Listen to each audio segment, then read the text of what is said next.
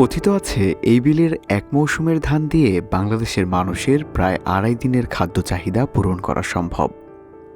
দেশের দ্বিতীয় বৃহত্তম শস্য ভাণ্ডার হিসেবে পরিচিত এই গুমাই বিল চট্টগ্রাম বিভাগের রাঙ্গুনিয়া উপজেলায় অবস্থিত। এর উর্বর মাটি, অনুকূল জলবায়ু এবং বিশাল আয়তন গুমাই বিলকে বাংলাদেশের কৃষি ব্যবস্থায় এক অনন্য অবস্থানে পৌঁছে দিয়েছে।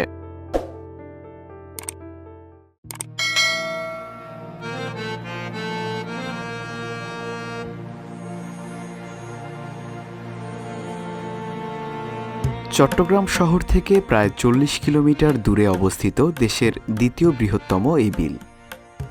শহর ছাড়িয়ে অল্প এগোলেই রাস্তার দুপাশে চোখে পড়ে বিস্তীর্ণ ধান ক্ষেতের সবুজ সমারোহ। কোথাও কৃষাণীরা মাঠের কাজে ব্যস্ত, আবার কোথাও খোলা প্রান্তরে চড়ছে গবাদি পশুর পাল। প্রকৃতি আর মানুষের শ্রমে গড়ে ওঠা এ দৃশ্য মনে আঁকে এক শান্ত গ্রামীণ জীবনের আবহ।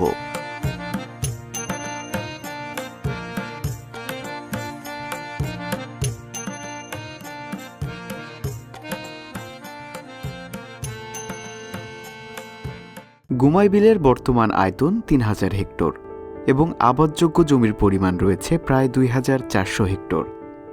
এটি রাঙ্গুনিয়া উপজেলার নিশ্চিন্তপুর পাহাড়ের পাদদেশে চন্দ্রঘোনা, মরিয়মনগর, হোসনাবাদ, স্বনির্ভর রাঙ্গুনিয়া, লালানগর ইউনিয়ন এবং রাঙ্গুনিয়া পৌরসভার ৭, ৮ ও ৯ নম্বর ওয়ার্ডের বিস্তীর্ণ এলাকা জুড়ে অবস্থিত।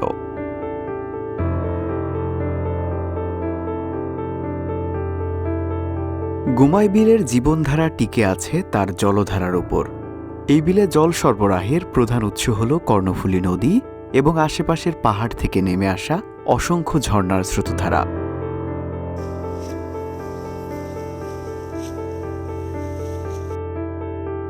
বিলকে ঘিরে রয়েছে বহু প্রাকৃতিক পানির প্রবাহ।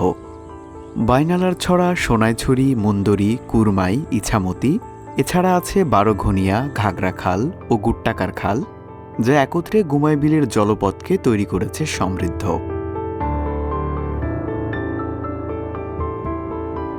বর্ষায় পাহাড়ি ঝিরি আর নদীর স্রোত বয়ে আনে নরম পলিমাটি, আর সেই পলি জমেই গড়ে তোলে এ অঞ্চলের অসাধারণ কৃষিভূমি।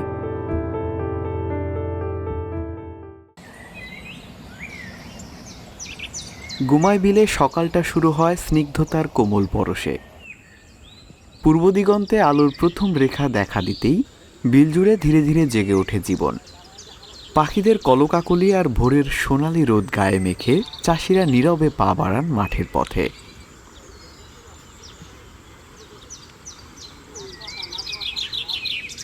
কেউ বা কাঁধে লাঠি আর চোখ ভরা আশার আলো নিয়ে ছুটে চলেন জীবিকার উদ্দেশ্যে।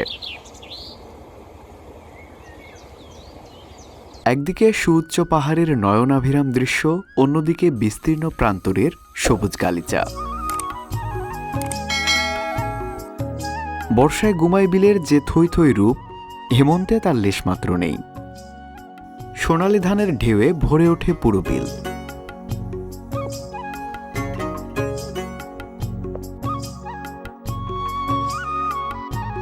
অগ্রহায়ণের শুরুতেই শুরু হয় ধান ঘরে তোলার হিড়িক। সকাল থেকে সন্ধ্যা পর্যন্ত কৃষকরা ব্যস্ত থাকে মাঠে।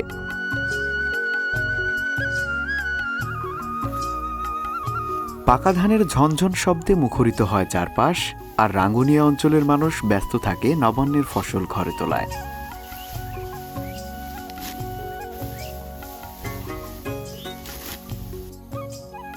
গুমাই বিলে ধান চাষের সূচনা হয় পাকিস্তান আমলে। তখন চাষাবাদ ছিল প্রধানত বর্ষা নির্ভর, আর উৎপাদনও ছিল সীমিত। স্বাধীনতার পর আধুনিক সেচ ব্যবস্থা প্রতিষ্ঠিত হলে বদলে যায় এখানকার পুরো চিত্র। ধীরে ধীরে চাষের পরিমাণ বাড়তে থাকে। বিস্তীর্ণ বিল জুড়ে তৈরি হয় নতুন আবাদি জমি, সাথে কৃষকদের জীবনে আসে উৎপাদনশীলতার নতুন আলো। এই আধুনিকায়নের ফলে গুমাই বিল এখন রাঙ্গুনিয়া তথা চট্টগ্রাম অঞ্চলের অন্যতম বৃহত্তম খাদ্য ভাণ্ডার হিসাবে পরিচিতি পেতে শুরু করে। এটা গোয়ার বিল, বাংলাদেশের বৃহত্তম বিল। 20 ঘন্টায় এক কানি ধরে এখানে 20 ঘন্টা খেতে গেলে মনে করো ধান প্রায় 12,000 টাকার উরু খরচ হবে, 15,000 টাকা পড়বে খাড়ি নিতে। বেচা যায় মনে করো 18,000 19,000। ফসল ভালো এর যদি দাম থাকে তাহলে 25-26,000 বেচা যাবে। 20 গন্ডা অর্থাৎ প্রতি কানি জমির ধান বিক্রি করা যায় 18 থেকে 20,000 টাকায়।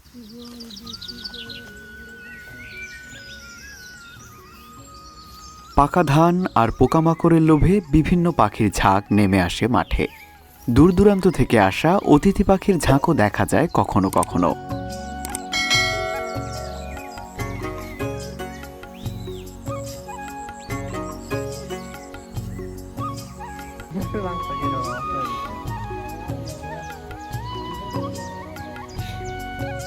শ্রমিকদের খাওয়া দাওয়া কিংবা বিশ্রাম সবই চলে মাঠের খোলা আকাশের নিচে। কঠিন পরিশ্রমের পর সাধারণ এই খাবারটুকুই যেন হয়ে ওঠে অকৃত্রিম তৃপ্তির উৎস।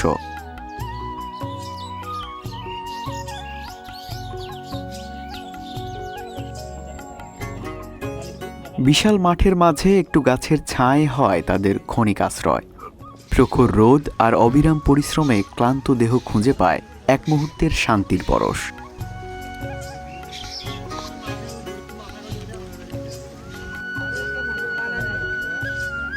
খোশগল্প আর আড্ডায় চাঙ্গা হয়ে তারা আবার প্রস্তুত হয় মাঠের কাজে ফিরে যাওয়ার জন্য।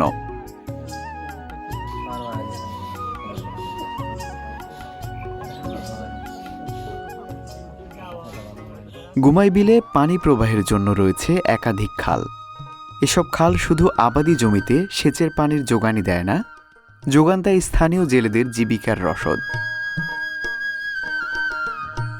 এসব খালে মাছ ধরে পরিবারের মাছের চাহিদা পূরণ করেন স্থানীয় অপেশাদার জেলেরা।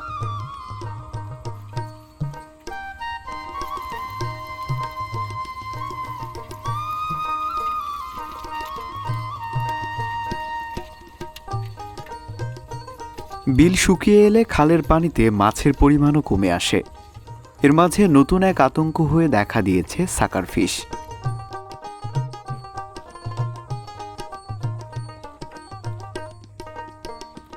দ্রুত বংশবিস্তারকারী ও আক্রমণাত্মক এই বিদেশি প্রজাতিটি দেশীয় মাছের ডিম, রেণু ও ছোট মাছ খেয়ে ফেলে। ফলে বিলের স্বাভাবিক জীববৈচিত্র্য মারাত্মকভাবে হুমকির মুখে।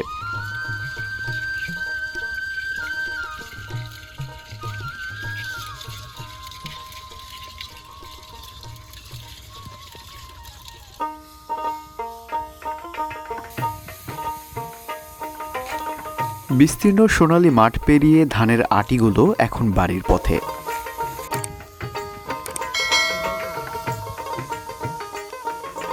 বিলের ধানক্ষেত থেকে গৃহস্থ বাড়ি কখনো 4 থেকে 5 কিলোমিটার দূরের পথ। সেই দীর্ঘ পথ তারা পাড়ি দেন এভাবেই, কখনো মাথায়, কখনো কাঁধে তুলে, আবার কখনো বাঁশের লাঠির দুমাথায় আটি ঝুলিয়ে দুলতে দুলতে। ফসল ভালো হলে এই দীর্ঘ পথও যেন তাদের কাছে আর দীর্ঘ মনে হয় না।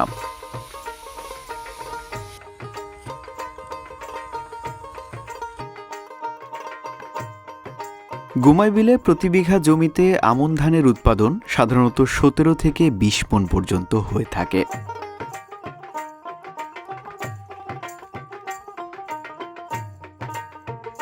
মৌসুমে প্রতিমণ ধান বিক্রি হয় প্রায় 350 থেকে 400 টাকায়। এই ধান বিক্রির আয় রাঙ্গুনিয়া অঞ্চলের অধিকাংশ পরিবারের প্রধান জীবিকা।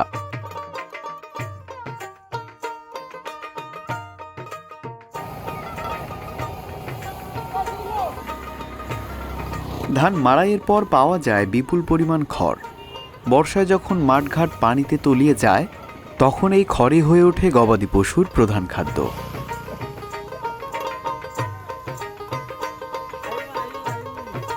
শুধু গোখাদ্য হিসাবে নয়, খড় ব্যবহার হয় কৃষকের গোয়ালঘর, রান্নাঘর বা ঘরের ছাউনি তৈরিতেও। তাই তো এত যত্নে সংরক্ষণ করা হচ্ছে বছরব্যাপী ব্যবহারের জন্য।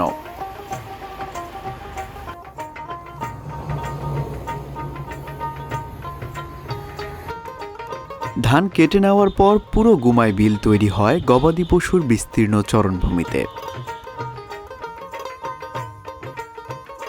পশুখাদ্যের অভাব না হওয়ায় কৃষিকাজের পাশাপাশি গরু মহিষ পালন এখানে বাড়তি আয়ের উৎস।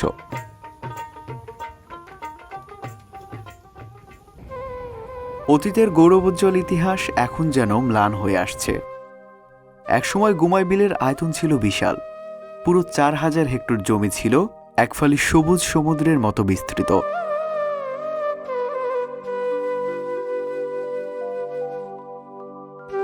কিন্তু সময় বদলেছে।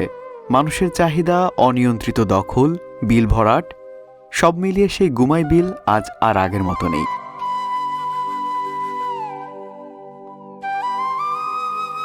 বর্তমানে এর আয়তন কমে দাঁড়িয়েছে মাত্র 3000 হেক্টর।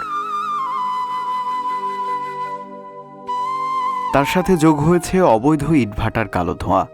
এতে কমছে ফসলের পরিমাণ, নেই আগের মতো উর্বরতা।